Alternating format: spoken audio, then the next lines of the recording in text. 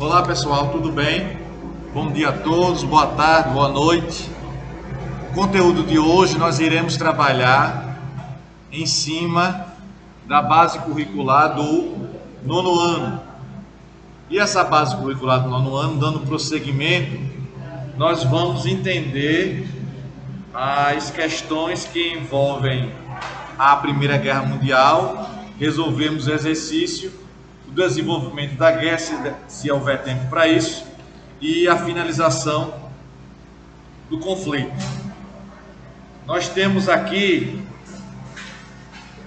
na página 14, o item que fala sobre o acirramento das rivalidades europeias.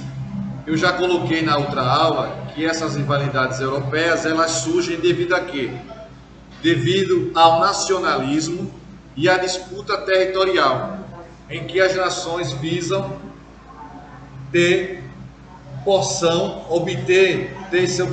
ter sob o seu domínio faixas territoriais que eram muito ricas do ponto de vista da matéria-prima, muito rica em petróleo, em cobre, em ferro, em aço, ouro e prata também, e essas regiões vão ser disputadas. Além dessas regiões serem disputadas, que a gente vai ver lá na frente, que é a região da Alsácia-Lorena, que fica na França, que com a guerra franco-prussiana, antes da guerra, a guerra entre franceses e alemães, vai ficar sob domínio da Alemanha, que vai vencer a França. No entanto, a França não vai ficar satisfeita e vai revidar e vai tomar posse do território da Alsácia-Lorena. O que é que temos aqui? Nesse acirramento vai surgir um item chamado nacionalismo, além desses acirramentos por disputas territoriais. O que é que vamos ter aqui? Esse nacionalismo que busca o quê? Muito bem, são regiões europeias que têm a questão da questão cultural, da questão territorial, da questão linguística, que vai fazer com que essas pessoas possam ter essas rivalidades. Então, eles têm ali na Europa, cada região tem um sentimento nacionalista que vai crescendo de pertencer àquele território. A partir do momento que eles acreditam que pertençam àquele território, eles criam uma identidade nacional, criam um nacionalismo, que esse nacionalismo, em alguns casos, é um nacionalismo exacerbado. O que significa isso, professor? Significa um nacionalismo exagerado, de forma gigantesca. Deu para entender? Muito bem. E aí eu convido vocês para abrir abrir o nosso livro na página 14, que diz assim: as rivalidades entre as nações europeias, que desde os séculos XVIII e XIX tomavam conta das relações políticas, aumentaram ainda mais com um fator nacionalismo.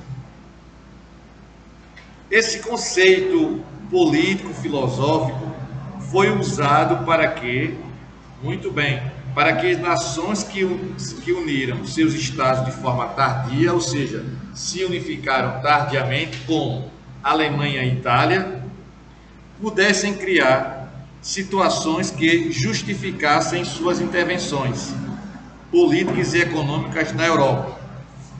O nacionalismo passou a ser um motivo para que diversas nações desenvolvessem um sentimento patriótico, que eu acabei de dizer. Tendo aquela região, ele se torna ali pertencente àquela região e vai defender aquela região, porque ali tem uma bandeira, tem um território, tem uma língua que é utilizada. Até hoje, vários países da Europa, a gente observa que determinadas regiões, elas desejam autonomia, elas desejam independência. Não é isso? Então, prosseguindo aí. Um patriotismo fora de controle, com aversão aos estrangeiros, à xenofobia.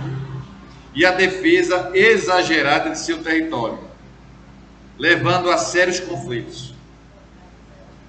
No caso da Primeira Guerra Mundial, o nacionalismo exagerado também foi um fator decisivo.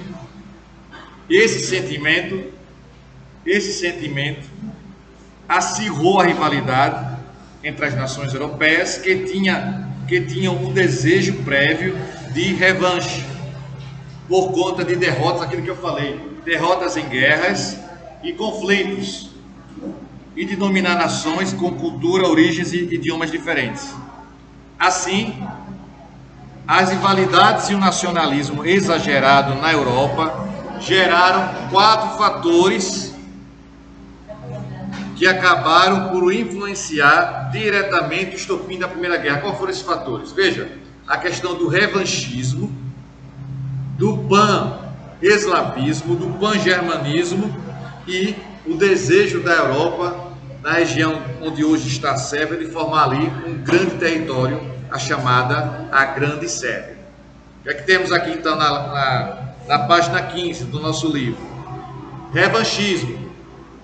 Como vimos, a hostilidade entre a França e a Alemanha vinha desde o século XIX, em função da derrota francesa para os alemães na Guerra Franco-Prussiana.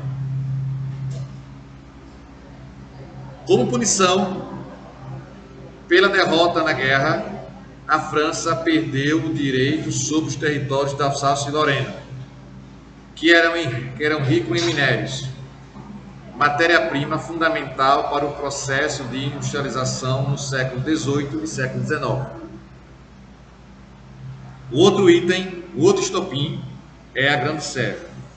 Foi um plano e um projeto político liderado pelo Reino da Sérvia que visava unir, sob o mesmo Estado, todos os territórios que tivessem a mesma origem, cultura e idioma eslavo. Isso acabou gerando as guerras balcânicas entre 1912 e 13, que foram 2 conflitos entre os países que formavam o antigo Império Otomano e a Sérvia.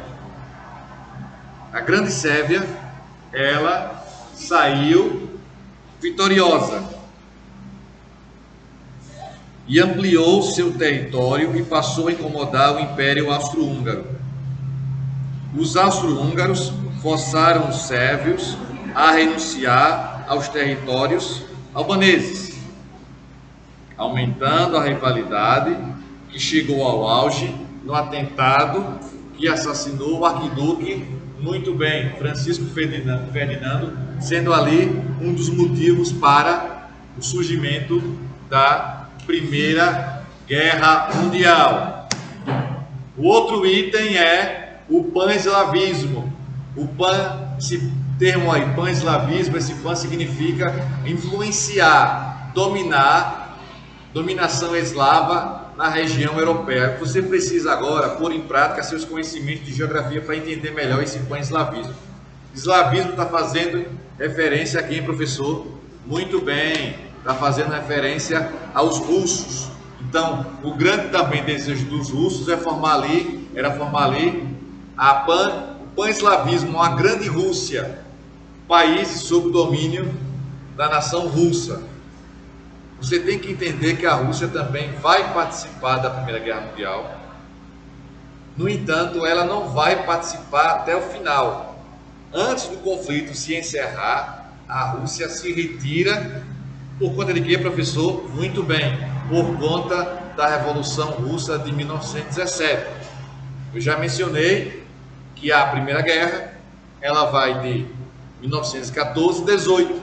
Um ano antes, a Rússia se retira do conflito. A Rússia vai ficar lutando na Primeira Guerra ao lado da França e ao lado da Inglaterra. Pois bem, pan-eslavismo foi um projeto político da Rússia, iniciado no século XIX, que visava estabelecer seu domínio político